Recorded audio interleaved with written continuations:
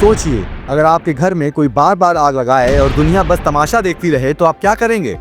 India has faced this fire of terrorism for over 40 years. पर अब भारत सिर्फ आग बुझाने वाला नहीं बल्कि आग लगाने वाले को जवाब देने वाला बन रहा है। क्रॉस बॉर्डर टेरर, जिसका एपिसेंटर हमेशा से पाकिस्तान रहा है, अब सिर्फ साउथ एशिया का इशू नहीं रहा, ये एक ग्लोबल थ्रेट बन चुका है। और अब भारत ने शब्द नहीं, स्ट्रेटजी से जवाब देना शुरू किया है। और इस स्ट्रेटजी का पहला चैप्टर शुरू हुआ है एक हिस्टोरिकल पॉलिटिकल मिशन के साथ। ये कोई आम डिप्लोमेटिक मिशन नहीं है, ये है एक पॉलिटिकल पुश जिसमें भारत ने पूरा ग्लोबल पिच चेंज कर दिया है। MPs, diplomats, senior public figures, जिसमें 59 लोग, 7 टीम, 33 देश, सब एक ही लाइन लेके निकले। No more silence, no more safe havens for terror. इस मिशन का कोई नाम तो नहीं रखा गया है, लेकिन इसका टारगेट मकसूद के साथ मकसूद का मकसद भी खत्म करना है। इस बार पाकिस्तान को साइडलाइन नहीं किया गया है, उसको डायरेक्टली कोर्ट रूम में खड़ा कर दिया गया है, ग्लोबल डिप्लोमेटिक कोर्ट रूम में। लेकिन अब सवाल ये था, दुनिया सुनेगी कब? और जवाब मिला 22 अप्रैल को। 22 अप्रैल का वो काला दिन, एक शांत सुबह पहलगाम जम्मू कश्मीर में, और फिर एक टारगेटेड टेरर स्ट्राइक, सिविलियंस को मारा गया। ये सिर्फ एक और अटैक नहीं था, ये एक नैरेटिव का टर्निंग पॉइंट बन गया।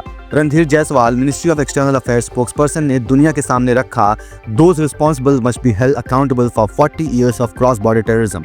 और तभी क्लियर हो गया था, ये मिशन सिर्फ पॉलिटिकल नहीं है, ये मिशन है इंटरनेशनल स्टेबिलिटी के लिए।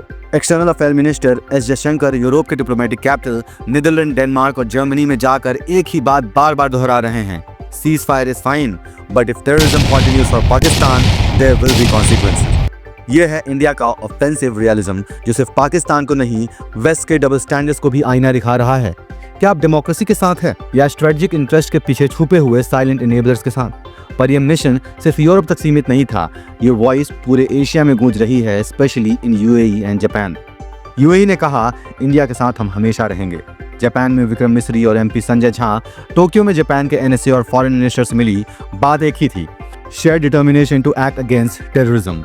दोनों नेशन रीजनल एंकर्स हैं, और जब क्वाड और वेस्ट एशिया के पिलर भारत के साथ खड़े हो जाएं, तो दुनिया को अलर्ट हो जाना चाहिए।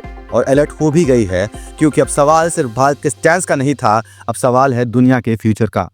एक साइलेंट शिफ्ट चल रहा है जियो इकोनॉमिक्स से जियो पॉलिटिक्स तक, और इस नए वर्ल्ड ऑर्डर में टेररिज्म एक रीजनल इशू नहीं है, एक ग्लोबल आर्किटेक्चर टेस्ट बन गया है।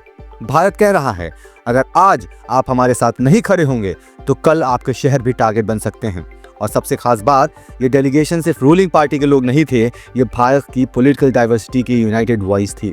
एक डेमोक्रेसी जो टेररिज्म के खिलाफ ग्लोबल कैंपेन लीड कर रही है, और इस कैंपेन का फाइनल मैसेज सिर्फ पॉलिटिकल नहीं, हिस्टोरिकल बनने जा रहा है। भारत अब सिर्फ ग्लोबल फोरम पे विक्टिम कार्ड नहीं खेलता, अब वो जियोपॉलिटिकल चेस बोर्ड पे किंग मूव करता है।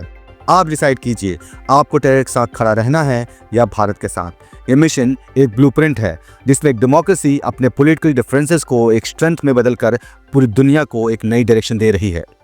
This is diplomacy fused with democracy. This is India's new global political mission.